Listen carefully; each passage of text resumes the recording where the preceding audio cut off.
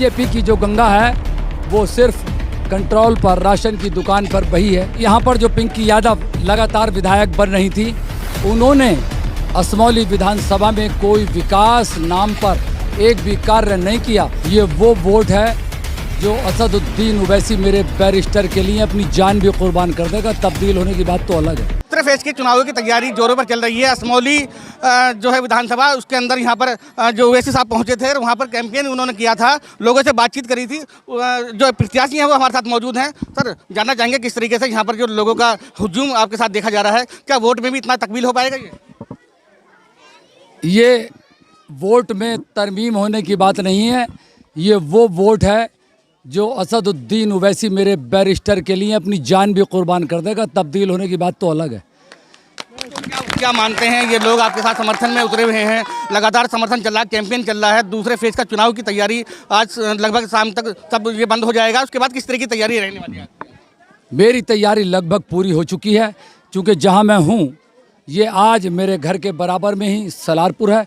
आज मैं अपने गढ़, मैंने जहां से समाजवादी को विदा कर दिया है, अब मेरा जो भी थोड़ा बहुत मुकाबला है वो बीजेपी से है। समाजवादी यहाँ लड़ाई में नहीं है। मन में देखा जाता है कि 6 बार के विधायक हैं, वहाँ पर 6 बार के विधायक हैं, वो लगातार दौड़ में हैं, तो उस तरीके से यहाँ पर किस तरीके का माहौल देखने को मिल रहा है? देखिए, यहाँ पर जो पिंकी यादव लगातार विधायक बन रही थी, उन्होंने असमौली विधानसभा में कोई विकास नाम पर एक भी कार्य नहीं किया। जो उनको पैसा मिला वो उन्होंने अपनी बिरादरी यादवों में लगाया, और यही वजह है कि असमौली विधानसभा के लगभग 415 गांवों में से आज 250 गांव जिसमें मुस्लिम अक्सरियत है, आज मेरे बैरिस्टर असदुद्दीन ओवैसी के साथ हैं और पिंकी यादव को विदा कर चुके हैं। जनता उनसे नाराज़ है, और ये जो हुजूम आपके सामने है ये उसकी खुली गवाही है। जिस तरीके से बीजेपी डंका बजाती है कि विकास हमारा लगातार जारी है, विकास की लगातार गंगा बह रही है, वो विकास को कितना देख रहे हैं आप? कहाँ गंगा बह रही है? गंगा तो वैसे ही मैली हो चुकी है हिंदुस्तान की, उसमें सब कूड़ा कचरा रहता है। बीजेपी की जो गंगा है वो सिर्फ कंट्रोल पर राशन की दुकान पर बही है, उस पर कोई ख़ास तवज्जो नहीं है, क्योंकि आज गेहूं या चीनी या राशन इस पर नहीं, बीजेपी ने मुसलमान और दलितों के साथ जो विश्वासघात किया है, जो उनके साथ जुल्म किया है, जो उनकी बेटियों के साथ बलात्कार करवाया है और जो कत्लेआम करवाया है, उसकी कीमत यूपी में बीजेपी को चुकानी पड़ेगी। जनता को क्या संदेश देना चाहेंगे? आपका आखिरी दिन भी है यहाँ चुनाव प्रचार का, वो ख़त्म हो जाएगा, क्या संदेश देना चाहेंगे? इंशाअल्लाह अल्लाह और उसके रसूल के फजल व करम से और इस असमौली विधानसभा की मुस्लिम जो 1.5 लाख हैं और दलित, इन दोनों के सहयोग से 10 मार्च को अल्लाह उसके रसूल ने चाहा तो मेरी जनता की मेहनत और इनकी मोहब्बत से यहाँ से ऑल इंडिया मजलिस इत्तेहादुल मुस्लिमीन की सीट जीतेगी। आप यहाँ पर घूम रहे हैं, कुछ सलारपुर गांव को कुछ अहम मानते हैं, किस तरीके से यहाँ घूम रहे हैं? ये मेरा सलारपुर गांव, इसमें लगभग 4,500 वोट है, और यहाँ पर लगभग 4,000 वोट पड़ेगा 4,500 में से। 4,000 में से अल्लाह उसके रसूल ने चाहा तो 400 में सारी पार्टियां रहेंगी और 3600 वोटों में अकेली मेरी मजलिस से इत्तेहादुल मुस्लिमीन रहेगी। आज विधानसभा की चल रही थी, कुछ नेशनल पे बात कर लेते हैं। हिजाब का मुद्दा बहुत ज़्यादा गरमा रहा है, किस तरीके से देखते हैं? नहीं, हिजाब वो मेरे इस्लाम का एक कानून है। अगर मैं अपने इस्लामी कानून के हिसाब से देखूं तो मैं क्यों हिजाब नहीं करवाऊंगा? हिजाब करना चाहिए। अगर हमारी दीनी बातों पर किसी को टिप्पणी है तो मैं सबसे पहले कहूँगा अपने मुख्यमंत्री योगी आदित्यनाथ से कि वो भी अपने धर्म के कपड़े उतार दें। वो क्यों धर्म के पहने हुए हैं? अगर मेरी कोई बेटी बुर्का ओढ़ रही है, हिजाब है, तो वो मेरे दीन में है। हम दीनी कपड़े पहनने में किसी को कोई एतराज़ नहीं होना चाहिए। लगातार कहा जा रहा है कि जो 300 सीटें हैं, 300 प्लस सीट पर जो बीजेपी है वो कब्जा करने वाली है, कहाँ तक देख रहे हैं? नहीं, इंशाल्लाह ताला इस बार कोई किसी सीट पे कब्जा नहीं कर रहा। उत्तर प्रदेश में गठबंधन की सरकार बनेगी, जिसकी भी बनेगी, और मजलिस इत्तेहादुल मुस्लिमीन उसके अंदर मेन रोल अदा करेगी। मजलिस किस तरीके से मेन रोल अदा कर रही है? हाँ, हम जो मेहनत की है हम लोगों ने यहाँ से पिछले 6-7 साल से मजलिस का हम मेहनत कर रहे हैं। 7 साल से मैं यहाँ का जिला सदर रहा। आज इंशाल्लाह ताला वो जो हमने मेहनत करी, कल 14 तारीख के अंदर वो गुल्लक में जाएगी, और जब गुल्लक ओपन होगी तो इंशाल्लाह ताला एक लखनऊ की विधानसभा में जो मजलिस के विधायक पहुँचेंगे जीत के, वो बराबरी की और हिस्सेदारी की और साझेदारी की बात करेंगे, गुलामी और ताबेदारी की नहीं करेंगे। आपने पहले फेज के जो चुनाव हुए हैं उसमें कहाँ तक अपने आप को देखा है कि जो पहले फेज के चुनाव हुए हैं उसमें मजलिस कितने काम करके आई है? नहीं, पहले फेज के अंदर जो चुनाव लड़ा देखिएगा आप, बम्पर वोटिंग हुई है जिन सीटों पर हमारे मजलिस के कैंडिडेट थे, गाजियाबाद, साहिबाबाद, और जहाँ से लगभग आप लोग आए मेरे ख्याल से उस सीट पे भी जहाँ से आरिफ साहब हमारे चेयरमैन साहब लड़े, माशाल्लाह बहुत अच्छी वोटिंग हुई है और 10 मार्च को इंशाल्लाह पता चलेगा कि हम जीत रहे हैं। और लोग भी हमारे साथ मौजूद हैं, बातचीत कर लेते हैं। नाम जानना चाहूँगा। आलम से भी अच्छा, किस तरीके से देखते हैं इस चुनाव को? क्या नजरिया कुछ बदल रहा है? कुछ हिंदी मुस्लिम के असली बीच का मुद्दा चल रहा है? क्या देखते हैं? देखो जी, ज़्यादातर मुस्लिम लोग MIM के साथ है, पतंग के साथ है, वैसे साहब के साथ है। इंशाल्लाह आप जा रहे होंगे, आपसे ज़्यादा कौन जानता होगा। हर क्षेत्र में आप जा रहे हैं।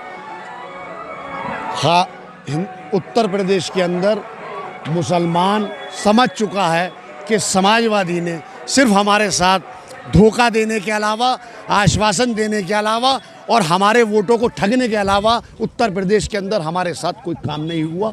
और वो बैरिस्टर असदुद्दीन ओवैसी के साथ आ चुका है और इंशाल्लाह उत्तर प्रदेश की सियासत में बगैर हमारे कोई सिंहासन पर नहीं बैठेगा। और आप देख लें कि आज उत्तर प्रदेश का मुसलमान, दलित, कमज़ोर एक तबके में आकर खड़ा हो गया, उसने असदुद्दीन ओवैसी की बात कबूल कर ली और इंशाल्लाह MIM का परचम सरबुलंद होगा। अलायंस की बात चल रही थी लगातार, अलायंस कहाँ तक हो पाया है? किसी से अभी तक बातचीत हो पाई है? ये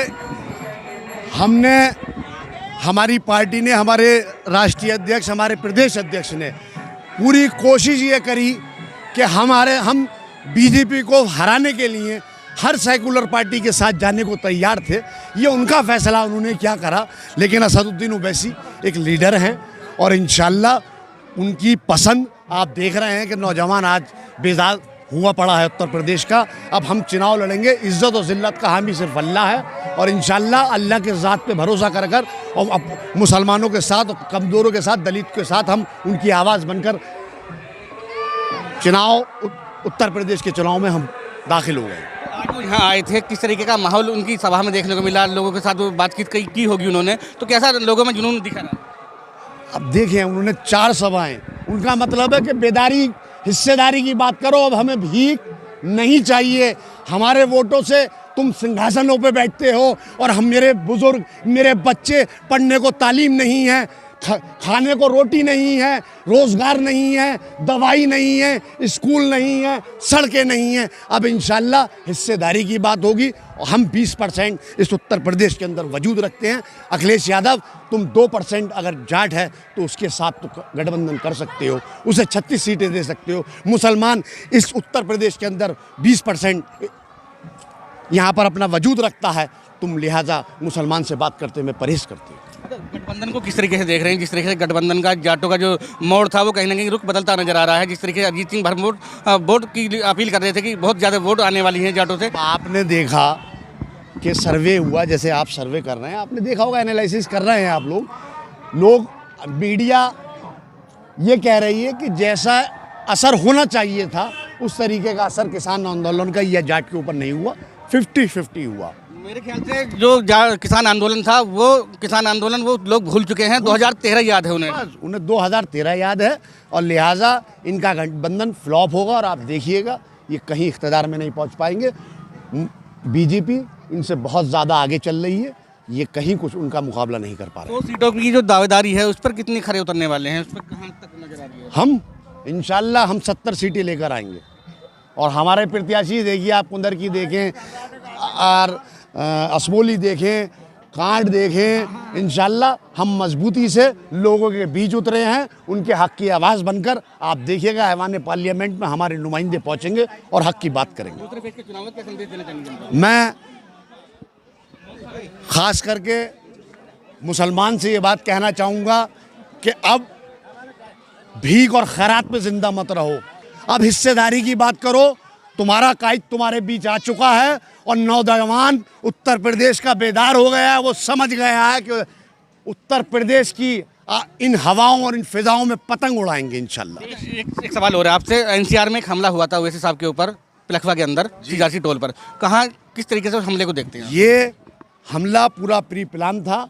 वो जो हिंदुस्तान की बातिल ताकतें हैं, जो आरएसएस और विश्व हिंदू परिषद के गाइडलाइन पर चलते हैं, वो लोग, उनके जहन में नफ़रत और जहर के अलावा कुछ नहीं भरा गया। उन्हें ये मालूम है कि एक ही ज़ुबान हिंदुस्तान के अंदर मुसलमान की है, लिहाजा उसे बंद कर दी जाए। जो वो लोग थे, वो बताया जा रहा है कि संभल भी वो लोग आए थे, वो लोग पहले भी घूम रहे थे। का कम से कम वो 3 महीने से 4 महीने से ट्रेसिंग कर रहे थे, लेकिन उन्हें ये डर था कि अगर संभल में यहाँ कोई वारदात की, और पब्लिक इतनी थी कि शायद वो अपनी जानों से हाथ खो देते। यहाँ भीड़ जो है किस तरीके से तकमील हो रही है, लगातार जो लोग हैं वो एक हजूम में जुड़ते जा रहे हैं। हालांकि ओवैसी साहब यहाँ पहुँचे थे, उनके आने से लोगों में कहीं ना कहीं खुशी का माहौल तो बन ही जाता है और लोग उनको कहीं ना कहीं देखने के लिए टूट जाते हैं।